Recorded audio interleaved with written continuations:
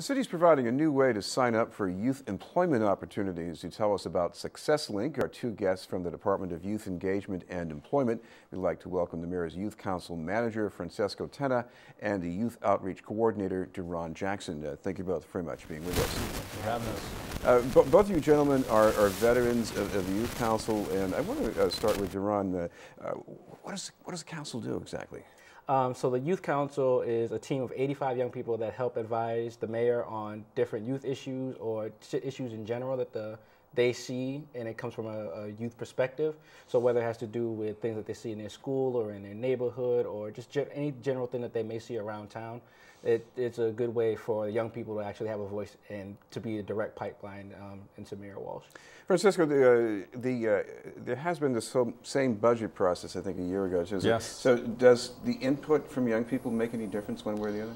And so this is one way that we've actually been able to flip the script.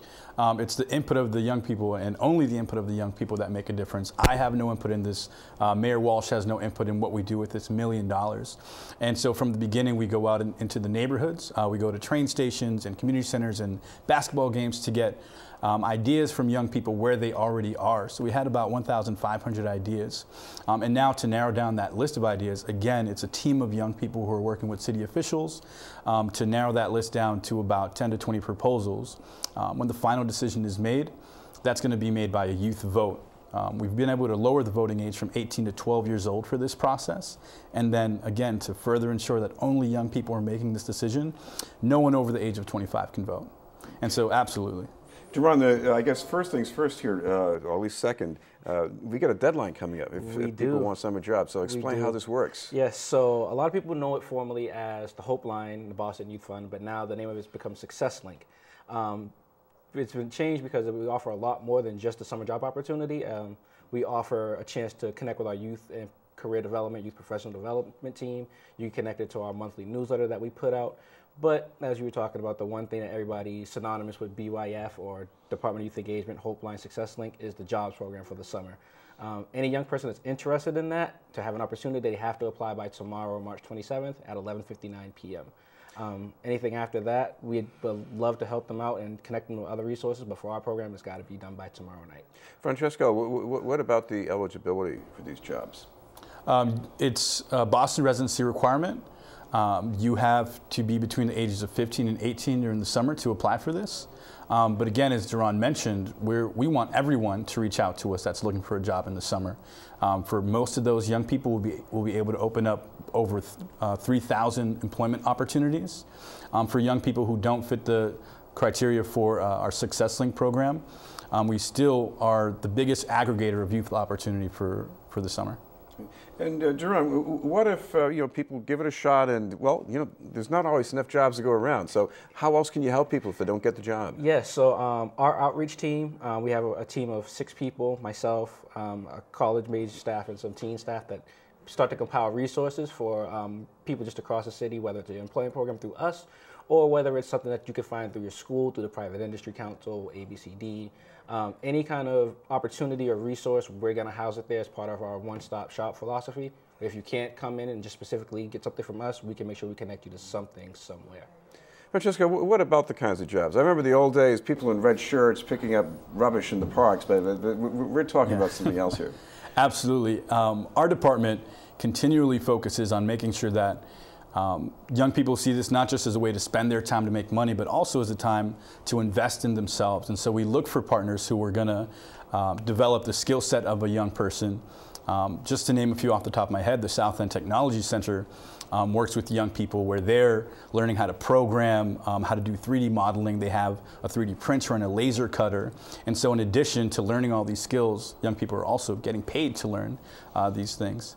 That's just one example in the computer science area. I can speak of partners the same way in arts, in the record company, which deals with audio engineering and making sure young people know their way around a recording studio. We try our best to find relevant opportunities for young people, not just a way to spend time making money. Deron, what about your own experience getting involved in these youth programs when you were growing up? So myself, I actually took part of a program called Summer of Opportunity. It required traveling over here to BU campus once a month during the summertime. This is back in 2007. After I interned at that program, I actually, alongside Francesco, worked at the Mayor's Youth Line, which is now part of the Department of Youth Engagement. And then during the summertime, I switched over to what was the Boston Youth Fund at that time. I was able to network and meet new people, meet people inside the city hall, meet people that ran other programs, other city departments. And it's just making those connections really early. Like, I was 17 when I started that program. I had no idea that 8 years later I'd be overseeing the outreach strategy for an entire department of a city. It's really, really cool. Francesco, how did this kind of involvement change things for you? In a similar way, I actually started my sort of career during our summer employment program when I was in high school. I was placed at the Mayor's Youth Line, where I learned what the city is doing to engage young people. From then on, I learned about the Mayor's Youth Council. I was able to apply to represent my neighborhood of Jamaica Plain when I was in high school.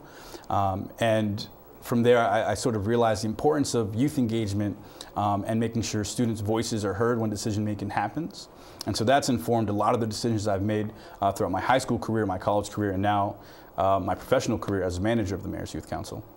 Deron, speaking of engagement, you've got some future projects coming up, including one about voting. We're not talking about just the budget here. We're talking about the big election year coming up ahead here, right?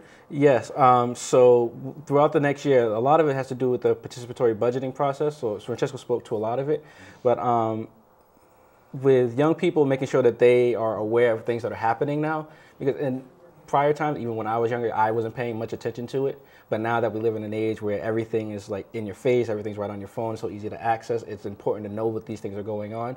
So like Francesco said, this participatory budgeting process is just the first step in engaging young people to know about what's going to be happening, because we're going to have mayoral elections up here. We're going to have presidential elections in a couple of years. So getting young people familiar with that process while they're 17, so that when that time comes around, 18 years old, hey, I've done this before. I voted on actual change happening. So it's not like a shock to the system for a young person anymore. Right.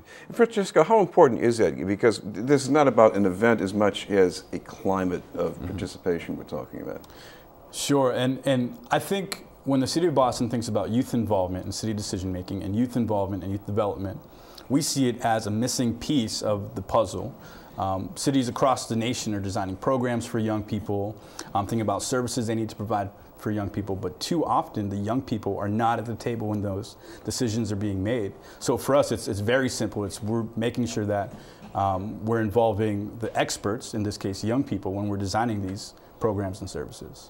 And Deron, we should close with one more reminder here, because tonight's the deadline for jobs. Tomorrow night is the deadline. Tomorrow night? Yep. No, one more night. March 27th, 11:59 p.m. You literally have until the last second of the last day to be able to register. Please, anybody that's interested, be sure to do so. We'd love to give everybody an opportunity at a summer job. And the place to go online? youth.boston.gov. All right, thank you both, Deron Jackson and Francesco Tena. We'll have more news in just a moment.